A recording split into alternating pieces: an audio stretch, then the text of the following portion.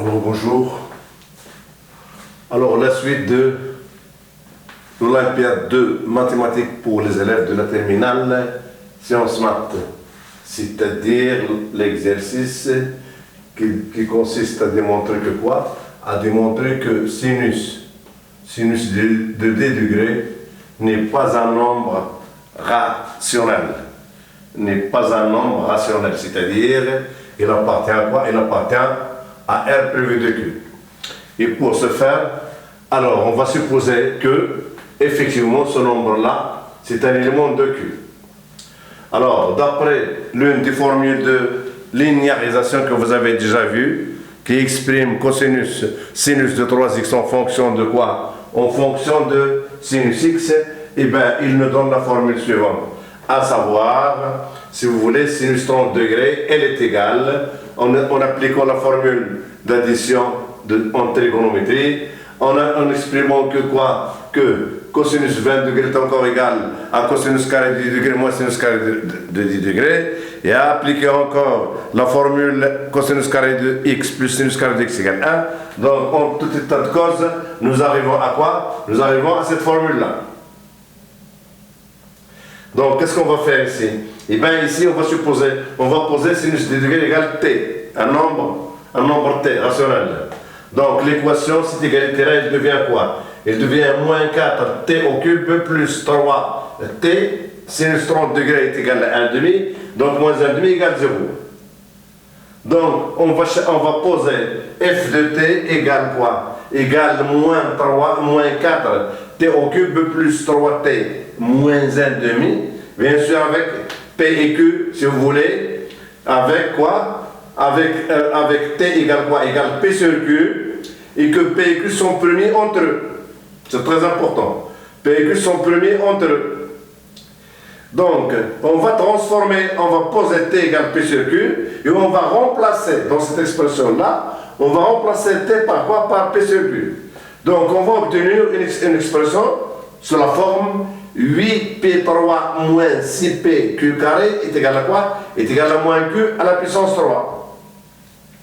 Alors, en transformant cette égalité-là en P facteur de égal, j'obtiens cette égalité-là. Alors, cette égalité 1, elle exprime quoi? Il exprime que déjà P est un diviseur de quoi? C'est un diviseur de Q à la puissance 3. Or, le PGDC de PQ à la puissance 3, c'est encore le PGDC de quoi? De PQX, c'est-à-dire, elle est égale à quoi? Elle est égale à 1. Donc, d'après le théorème de Gauss, P, le nombre P divise 1. Parce que moins Q à la puissance 3 est égal à quoi? Il est égal à 1 multiplié par moins Q à la puissance 3. Donc, P divise 1. Si P divise 1, alors P est égal à plus ou moins 1. Voilà. Donc, de la même manière, je vais effacer. De la même manière, je vais effacer, si vous voulez, l'écriture en bleu. Donc, j'efface tout. Alors,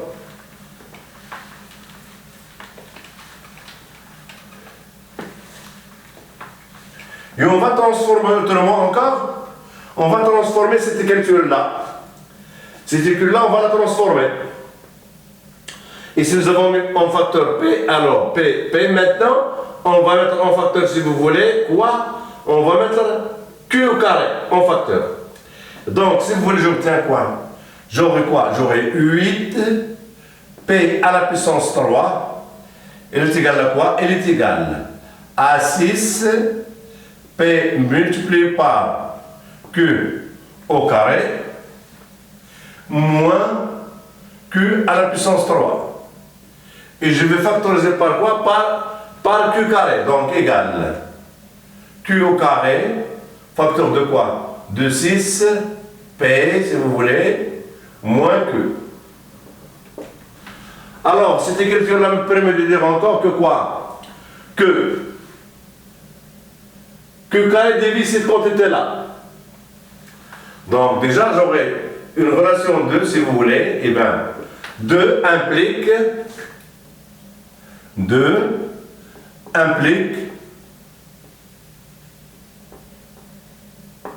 2 implique quoi? Implique Q carré divise quoi? Eh bien, Q carré, il divise quoi?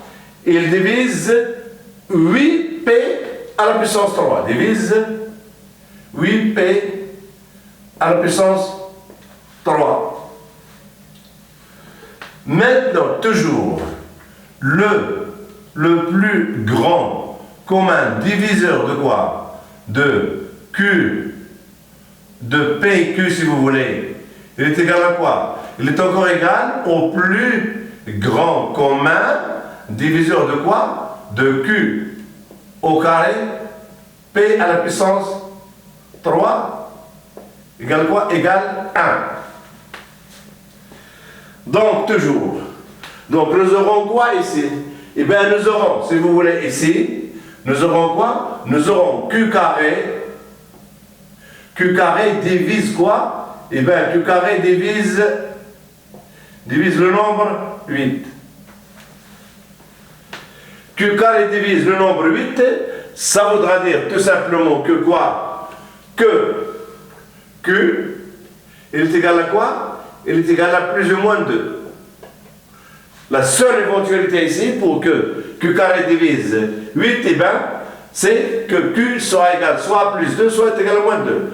Alors, CQ égale plus 2, 4 divise 8, et CQ égale à moins 2, 4 divise 8. Donc, en fait de compte, qu'est-ce que nous avons obtenu? Alors, nous avons obtenu ça. Alors, nous avons obtenu T égale P sur Q, élément de Q, et F de T égale 0. Et bien, tout cela signifie quoi? Signifie T égale quoi? T égale 1 sur 2, ou bien T égale quoi? T égale moins 1 sur 2. Donc, récapitulation. Récapitulation.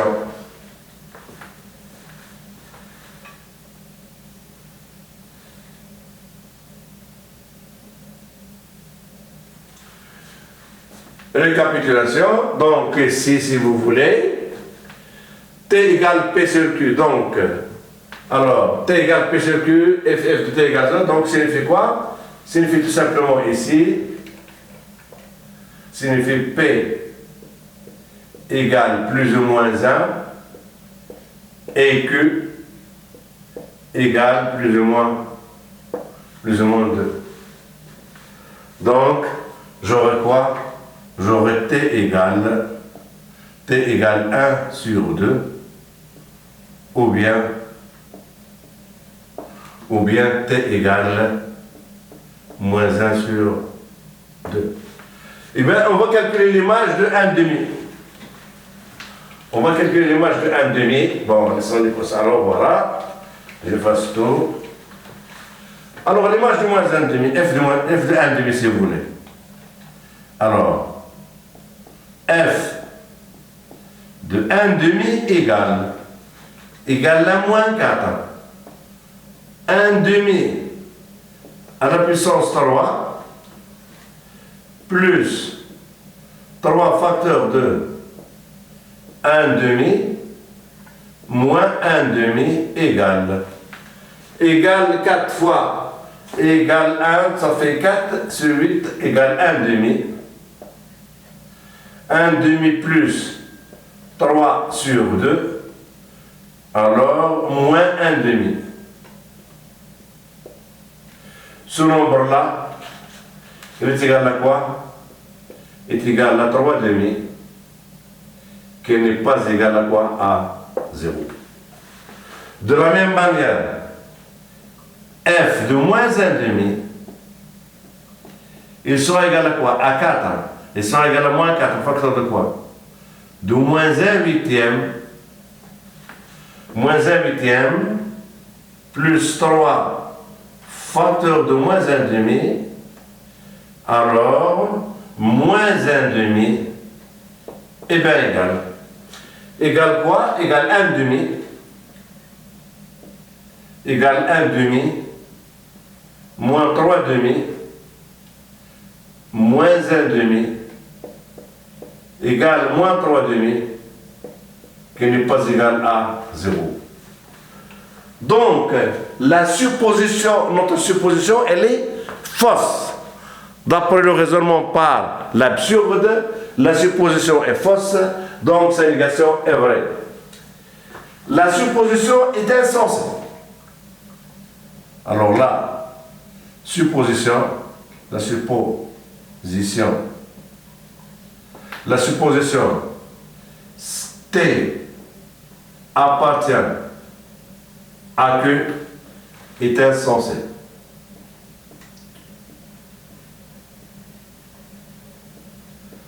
C'est-à-dire, elle est absurde. Donc, sa négation est vraie. Donc sa négation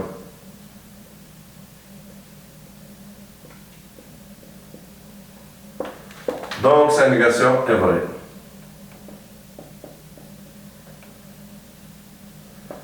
Et quoi? Et tout simplement, si vous voulez, T appartient à quoi? À l'ensemble R, prélevé de quoi? Prélevé de l'ensemble Q. C'est-à-dire, T est un nombre irrationnel. Et voilà, on passe maintenant à démontrer qu'effectivement, le logarithme décimal de 3/2, lui aussi, est un nombre irrationnel.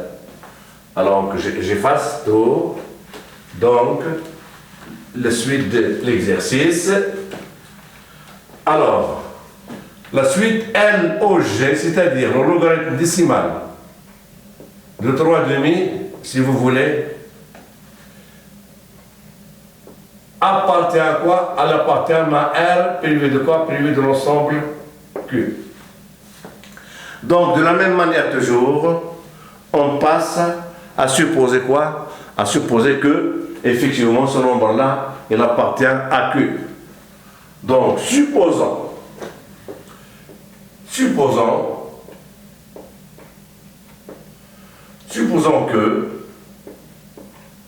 que quoi? Que L OG de 3/2 appartient à quoi?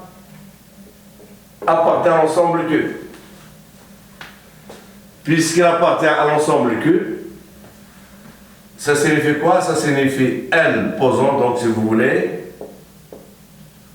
posons L OG de 3/2 égale quoi?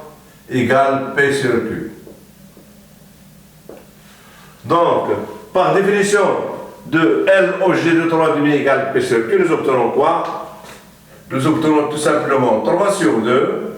Il est égal à quoi? Il est égal à 10 à la puissance P sur Q.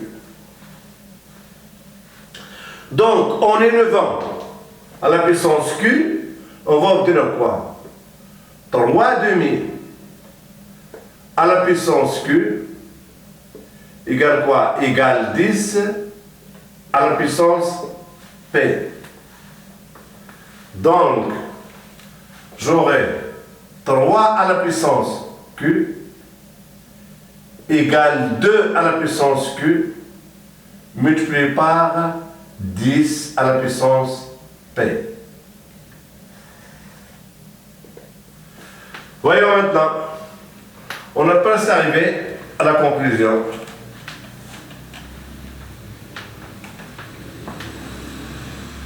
Alors, 3 à la puissance Q est un nombre impair.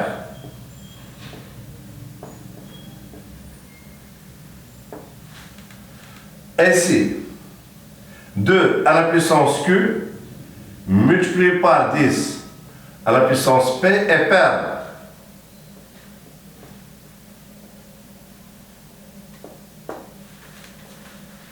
Donc, si vous voulez, donc, 3 à la puissance q égale 2 à la puissance q multiplié par 10 à la puissance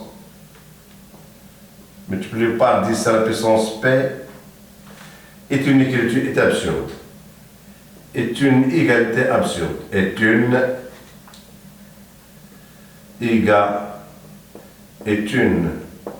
égalité absurde. Puisque c'est une égalité absurde, notre supposition est fausse.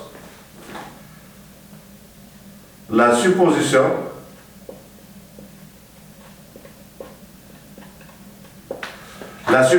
est fausse.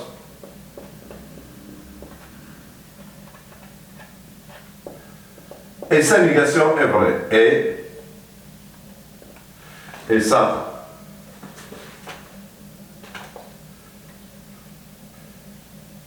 négation est vraie. Sa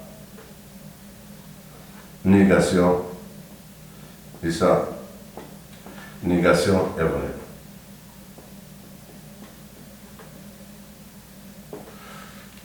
La négation est la suivante, c'est que le logarithme décimal LOG de 3,5, il appartient à quoi? Il appartient à l'ensemble R auquel j'ai enlevé l'ensemble des nombres rationnels, c'est-à-dire LOG de 3,5 est un nombre irrationnel. Un nombre irrationnel. Alors, si vous voulez, de la même manière,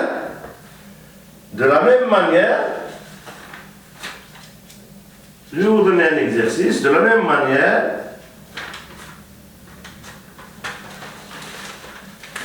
alors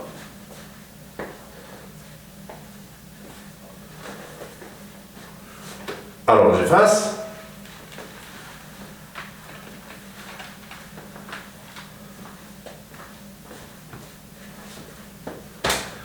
De la même manière,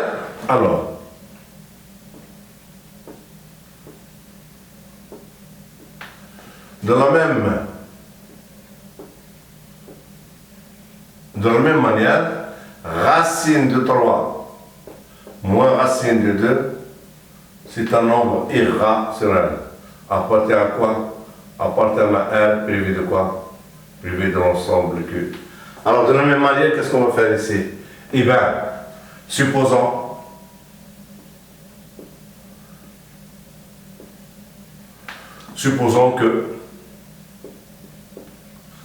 que racine de 3 moins racine de 2 appartient à quoi? Appartient à Q. Il appartient à Q, donc, si vous voulez, j'aurai racine de 3 moins racine de 2. Je vais le poser est égal à quoi? Il est égal à T. Et je vais élever au carré, donc qu'est-ce que je vais obtenir? Je vais obtenir, si vous voulez, 3 plus 2, ça fait 5, moins 2 fois racine de 6, il est égal à quoi? Il est égal à T au carré. Il est égal à T au carré, donc 5 moins 2 égale quoi? Égale T au carré. Alors je vais isoler la racine de 6. Donc j'aurai T au carré moins 5 divisé par moins 2, et bien égale racine de 6. Je multiplie par moins 1, donc on va obtenir 5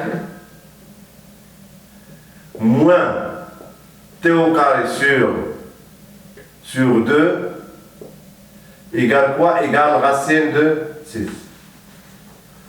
Donc de la même manière, si T est un nombre rationnel, et bien 5 moins T carré sur 2 est encore un nombre rationnel. Mais racine de 6 c'est un nombre irrationnel. Donc cette égalité-là conduit à une quoi? À une absurdité. Alors si vous voulez, cette égalité on va l'appeler 1, et bien 1 conduit